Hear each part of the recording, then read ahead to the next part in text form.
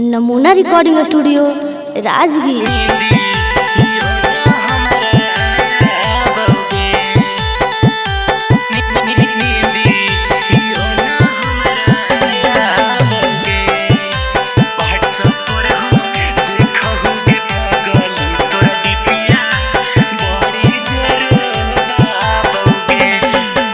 ओइना में हम देखहुगे पगली सूरतिया तोहरे नजर आबौगे गे सूरतिया तोहरे नजर आबौगे हे गे व्हाट्सएप पर हम देखहुगे पगली तोरा डिपिया बड़ी जेरो बाबौगे हे गे डिपिया बड़ी तोरा रो बाबौगे हे गे रतिया में हम सुतहु करे जावा तनी यो न हमारा आया बौगे हे गे नींदी यो न हमारा आया बौगे।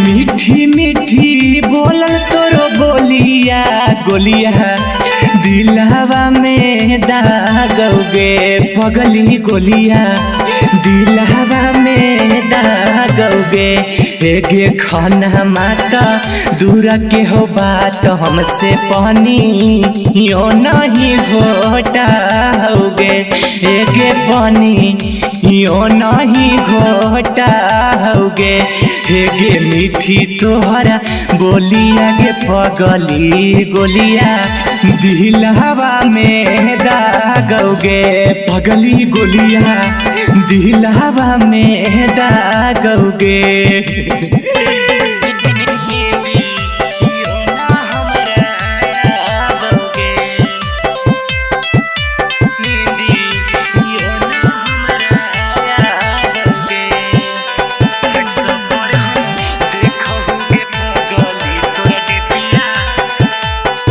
Recording studio Rajgir.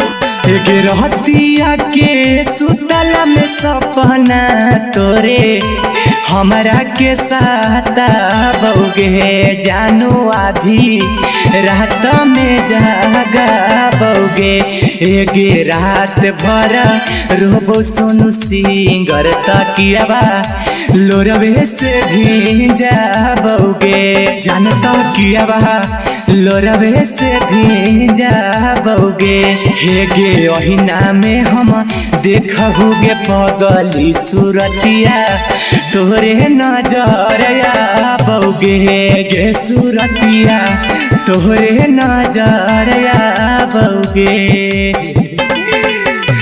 नमूना रिकॉर्डिंग स्टूडियो राजगीर।